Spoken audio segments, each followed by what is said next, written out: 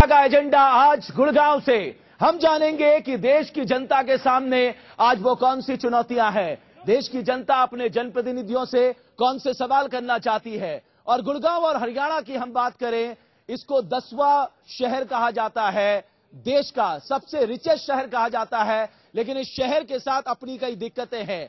ये इंडस्ट्रियलाइज जरूर हुआ है, लेकिन पानी की कमी यहां आज हर इंसान के लिए एक मुश्किल का सबब बनता जा रही है। मेरे साथ जनता गुड़गांव की मौजूद है। कुछ ही देर में जनप्रतिनिधि मेरे साथ जुड़ेंगे और हम उनसे जानेंगे कि आखिर गुड़गांव या देश की जनता के सामने आज जनप्रतिनिधियों ने जो वादे उनसे किए थे, क्या वो पूरे हुए हैं। क्या गुड़गांव जैसे शहर में महिलाएं सुरक्षित है? क्या यहां रोजाना पानी की दिक्कतों से आदमी को दो चार होना पड़ता है? अगर मर्डर की बात करें, हर हफ्ते 2 मर्डर के केस यहां पर के बड़े पैमाने पे केस यहां पर रजिस्टर होते हैं। इस शहर ने लोगों को सपने दिखाए हैं, लेकिन आने वाले समय में अगर पानी के मामले में इस शहर की हालत देखें तो कहते हैं कि 2020 में यहां पानी के लिए एक बड़ा क्राइसिस शुरू हो जाएगा। तकरीबन 30,000 बोरवेल इस शहर में खोदे गए हैं, लेकिन ग्राउंड वाटर रिचार्ज के लिए कोई बड़े कदम यहां पर नहीं उठाए गए। इससे पहले कि हम जनप्रतिनिधियों से सवाल पूछे, बहुत बहुत स्वागत और अभिनंदन करते हैं यहां पर मौजूद जनता का। जो गुड़गांव की जनता है यहां पर हमारे साथ मौजूद है, आप सबका बहुत बहुत स्वागत है। और जनता से ही जानते हैं उनके मुद्दे, कि आखिर उनके मन में कौन से वो सवाल हैं, भारत के भविष्य के लिए उनकी क्या तस्वीर वो देखना चाहते हैं भारत की। आइए जनता से जानते हैं कि उनका क्या सपना है इस शहर को लेके। मित्र, आप मुझे बताइए, क्या आप सोचते हैं इस शहर के लिए और खासकर देश के लिए? इस शहर में काफी विकास किया है कांग्रेस पार्टी ने, बहुत ज्यादा 36 बिरादरी की कांग्रेस पार्टी है जी, और कांग्रेस पार्टी ने बहुत ज्यादा वो किया है। बोलिए ना, आप युवा हैं और आप इतने हिचक के बोल रहे हैं, और युवा साथी के हम साथ हैं जी। और हमारे चिरंजीव राव भैया, चिरंजीव कांग्रेस पार्टी को टिकट देना चाहिए और सभी युवा साथ चिरंजीव राव। चलिए आप मुझे बताइए, बाबा काफी बुजुर्ग लेने बड़े लंबा समय हो गया, आपका कोई मुद्दा है? ना भाई, हमने नहीं पता। देख, चलिए आप मुझे बताइए, थोड़ा खड़े उठ के बताइए, क्या मुद्दा आपके सामने है? हम सबसे पहले जो भ्रष्टाचार, इतना गुड़गांव में इतना ज्यादा रेवेन्यू आता है, कोई इंफ्रास्ट्रक्चर नहीं, हर क्षेत्र में, चाहे मेडिकल हो चाहे एजुकेशन हो, करप्शन हर क्षेत्र में फेल। एक ऐसी गवर्नेंस, एक ऐसा गवर्नमेंट चाहते हैं जो ईमानदार। अभी जिस तरह से एक आम आदमी पार्टी ने अपना 50 दिन 49 दिन में अपना वजूद दिखाया है। आप कह रहे हैं यहाँ एक करप्शन एक बहुत बड़ा मुद्दा है। आप मुझे बताएंगे कि यहाँ के लिए, गुड़गांव के लिए सबसे बड़ा मुद्दा क्या है और देश के लिए आप अपने जनप्रतिनिधियों से क्या चाहते हैं? देखिए, गुड़गांव में बहुत तरह के मुद्दे हैं। काफी समय से हम एक टोल की लड़ाई लड़ रहे थे गुड़गांव में। बड़ी मुश्किल से हमने सरकार के हर दरवाजे खटखटाए, सांसद को ढूंढा, मंत्रियों को ढूंढा, लेकिन किसने भी आम पब्लिक की बात नहीं सुनी। 3 साल तक हमने सरकार के हर दरवाजे को खटखटा के अपनी मांग को पूरा कराया है। ये पूरा देश, पूरी सरकार जो देश में पूरी तरह भ्रष्ट है, ये पब्लिक के कोई मुद्दे नहीं सुनना चाहती। यहाँ हर मुद्दे के लिए खुद लड़ना पड़ता है। चलिए, चिरंजीव राव साहब मेरे साथ है। चिरंजीव राव साहब, आप ये नहीं कह सकते आज के दिन में कि साहब, क्योंकि राज्य में भी आपकी सरकार, केंद्र में भी आपकी सरकार, आपके शहर ने सपने जरूर दिखाए हैं, लेकिन यहाँ पानी का बहुत बड़ा क्राइसिस है, यहाँ लॉ एंड ऑर्डर एक बहुत बड़ी दिक्कत है। अगर मैं आपसे सवाल पूछूं, पिछले 10 साल में क्या कुछ हुआ? मैं आपको बताना चाहूंगा, और सबसे पहले तो मैं आपके चैनल का धन्यवाद करना चाहूंगा कि आज मुझे यहाँ बुलाने का मौका दिया और अपने पक्ष रखने की एक मौका दिया आपके चैनल ने। तो आपको बताना चाहूंगा, पिछले 10 सालों के अंदर जितना विकास गुड़गांव लोकसभा में हुआ, मुझे नहीं लगता उतना विकास पूरे हरियाणा के अंदर किसी और लोकसभा के अंदर हुआ होगा। उसके लिए मैं आपको बताना चाहूंगा, मेरे भाइयों को बताना चाहूंगा कि डिफेंस यूनिवर्सिटी आई बिनौला के अंदर, वो एक बहुत बड़ा विकास हमारे क्षेत्र के लिए हुआ। उसके अलावा मीरपुर यूनिवर्सिटी हमारे रेवाड़ी के अंदर आई।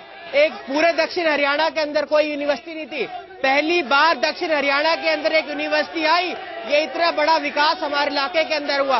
आपको बताना चाहूंगा, हमारी जो सड़कें थी इस इलाके की, इससे पहले चाहे वो चौटाला सरकार हो चाहे वो बीजेपी सरकार हो, किसी ने कभी काम नहीं किया। मैं ये फाजिलपुर रोड पे आया तो मुझे सड़कें दिखाई दी नहीं। इंद्रजीत राव साहब, मैं फाजिलपुर में आया, मुझे सड़कें दिखाई दी। देखिए, 10 सालों के अंदर गुड़गांव का स्वरूप बदला है। गुड़गांव के अंदर आप बड़े बड़े, आप ये जो बिल्डिंगें नजर आ रही हैं, ये इसी वजह से हुआ क्योंकि जो खौफ था लोगों के अंदर, मैं आपको बताना चाहूंगा, जो खौफ था जो लॉ एंड ऑर्डर की आपने बात करी, जी। जो खौफ था लोगों के दिलों के अंदर, जो चौटाला सरकार ने जो खौफ उन्होंने पैदा किया, वो हमारी हरियाणा सरकार ने पूरा किया। मैं आऊंगा आपको बताना चाहूंगा, जितना विकास लॉ एंड ऑर्डर एक बड़ी समस्या है कोई कभी नहीं कर पाया। और अगर विकास हुआ है तो यहाँ बैठी जनता जरूर बताएगी। हुआ है चिरंजीव राव साहब, पिछले 10 सालों के अंदर जो हमारी चलिए सरकार करा पाई मैं है, जनता से आगे जो पूछूंगा, सरकार आएगी जनता से मैं कभी नहीं हो पाएगा। रमेश यादव साहब भी हमारे साथ जुड़ चुके हैं, आम आदमी पार्टी के। रमेश यादव साहब, इस शहर में आपको गगनचुंबी इमारतें तो मिलेंगी, लेकिन ऐसा क्या है जो आपको बार बार परेशान करता है, सोचने के लिए मजबूर करता है और आपको ये विश्वास दिलाता है कि आम आदमी पार्टी आकर वो तस्वीर बदल सकती है? सर, गगनचुंबी जो इमारत आप देख रहे हैं, उसके साथ में पड़ी हुई झुग्गी को आप नहीं देख रहे हैं। जिस रास्ते से आप यहाँ फाजिलपुर में आए उसको आप नहीं देख रहे हैं। पीने का पानी है वो ठीक है, नहीं है, लेकिन सड़कों पे कैसे कीचड़ भरवा, एक एक फुट गाड़ी गड्ढे में जा रही है। आप भी उसी से आए। ये कांग्रेस ने विकास किया है। गुड़गांव का किसान है, पूरे गुड़गांव के किसान भूमिहीन कर दिया है। केवल करोड़पति लोग जो यहाँ पे हैं, उनकी इमारतें बन गई है, गांव उजड़ चुके हैं। चलिए मैं जनता के पास जाता हूँ, जनता का क्या मानना है? जनता जनार्दन सर्वोपरि, आप बताइए, गुस्सा मत होइए, बहुत प्रेम से बताइए अपना। चिरंजीव जी कह रहे हैं कि सड़कों का बहुत अच्छा हाल है। मैं सबसे पहले कहना चाहता हूं कि केएमपी का क्या हाल है। जिस रोड से रोज गुजरते हैं, आज 6 महीने से काम बंद है। हमने 40 सरपंचों ने लिख के दिया, किसी की कोई सुनवाई नहीं होती। ये गगनचुंबी इमारतें हैं, सीएलयू के लिए हैं, प्रॉपर्टी डीलर के लिए हैं, इनमें मूलभूत सुविधाएं कहीं नहीं है। और सवाल ये है कि गगनचुंबी इमारतें विकास का मापदंड नहीं हो सकती। मित्र, आप मुझे बताइए, आप क्या मानते हैं? बट मैं मांगता हूँ यहाँ पे आप जी बोलिए। इस हरियाणा में ये विकास किया कांग्रेस पार्टी ने। 10 रुपए की फर्द के 300 रुपए लिए जाते हैं, रजिस्ट्री के खुलेआम सारे तहसीलदार 1% पैसा लेते हैं, और ये बिल्डर फ्लैट बना के 10-10 साल पोजीशन नहीं देते हैं, और 1-1 लाख रुपए आम आदमी ईएमआई भरता है अपने खून पसीने की कमाई से, और ये दलाल खा जाते हैं सारा पैसा। चलिए, तो लोगों में एक बड़ा गुस्सा है, आप मुझे बताएंगे क्या मुद्दा है यहाँ के लिए? 1250 ढानियां हैं गुड़गांव के अंदर, जिनसे वोट ली जाती है, लेकिन पानी अभी तक इन्होंने अवेलेबल नहीं कराया है, और अनऑथराइज कॉलोनियां है, ये झूठ बोल रहे हैं। इंद्रजीत राव साहब, ये है गुड़गांव की जनता। बाबा, मैं आपके पास आऊंगा, आप मुझे बताइए, आइए बताइए ना मुझे, बताइए, आप अपना मुद्दा भी बताइए। मैं चिरंजीव राव से पूछना चाहता हूँ जी कि भूमि अधिग्रहण का जो कानून था वो गंदा था। चिरंजीव राव जी बताइए। चलिए आप बैठिए, मैं पूछता हूँ, मैं आता हूँ। गंदा था, वो नया बनाया, फिर भी पुराने कानून से नोटिस क्यों भेजे जा रहे हैं? चलिए आप बैठिए ना, मैं पूछता हूँ। जमीन की लूट क्यों की जा रही है? मैं आपसे पूछना चाहता हूँ, यहाँ जनता जितनी बैठी हुई है। बाबा, मैं आता हूँ आपके पास, आप बैठिए। राव साहब, ये सवाल आपके सामने गुड़गांव की जनता के। देता हूँ। मेरे आगे ओम प्रकाश जी बैठे हुए, नरेश जी बैठे हुए, इतने लोग यहाँ बैठे हुए। भूमि अधिग्रहण का सबसे पहले जो आवाज उठाई थी, वो किसने उठाई थी? वो चिरंजीव राव ने उठाई थी, वो मैंने उठाई थी वो आवाज। सबसे पहले मैं बताना चाहूंगा, ये आपका बेटा चिरंजीव राव जिसने पहली बार आवाज उठाई थी। ये अगर मना करते तो इनसे पूछिए, इनसे जवाब लीजिए। नहीं, वो ये कह रहे हैं अगर आपने कानून नया बनाया तो पुराना कानून मित्रों, एक मिनट, मैं आ रहा हूँ आपके पास। मित्र, आपको शांत रहना होगा, मैं आ रहा हूँ आपके पास, मैं आ रहा हूँ आपके पास। मेरा सिर्फ सवाल एक है, मेरा सवाल ये है, इस देश में 1894 का जमीन अधिग्रहण कानून है, तो नए कानून के तहत इनको ना मुआवजा मिला, क्यों नहीं ऐसा है? जवाब देता हूँ आपको जी।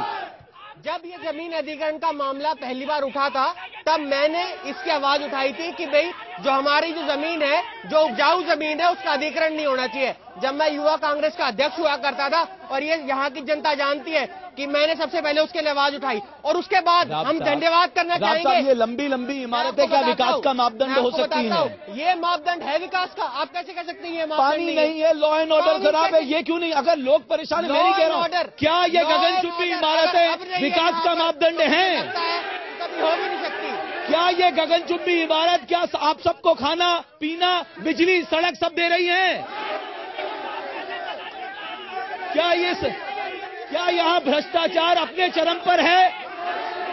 राव साहब, अगर मैं आपको बताता हूँ, सबसे पहले तो यहाँ के जो लोग हैं जो आवाज उठा रहे हैं, वो ज्यादातर ऐसे लोग हैं जो बीजेपी की तरफ से आवाज उठा रहे हैं। मैं उनसे पूछना चाहूंगा, उनका प्रतिनिधित्व यहाँ मौजूद नहीं है, उन्हें सम्मान मिलना चाहिए। लीडरशिप है, उनको अपने वर्करों के ऊपर विश्वास नहीं है। रमेश यादव आप साहब, देखिए उनकी तरफ से कोई उनकी बात रखने के लिए यहाँ पर मौजूद नहीं है। अब मेरा सिर्फ सवाल ये है, यहाँ मौजूद नहीं है उनकी बात रखने के लिए। पानी एक बहुत बड़ी समस्या इस शहर के लिए होने जा रही है बात रखने के और लिए। पानी देश के लिए भी समस्या होने जा रही है। अभी मैं राव साहब, रमेश यादव साहब को भी मौका दे दो। जी बोलिए। आज राव इंद्रजीत सिंह जी कहाँ पर है? आज सुधा यादव जी कहाँ पर है? अभी राव नरवीर सिंह कहाँ है? यहाँ पर वो अपनी जनता की बात रखने यहाँ पर नहीं आए। रमेश यादव साहब, वही अगर लोग मान जब मौजूद नहीं लीजिए है, अगर तो पानी एक बहुत बड़ी समस्या है, आपने क्या विकल्प रखा है? आपके पास क्या विजन है? आपने पानी की समस्या का मुद्दा उठाया। आज तक गवर्नमेंट ने, आपने इमारतें बड़ी बड़ी देख ली, उनके पास पीने का पानी नहीं है।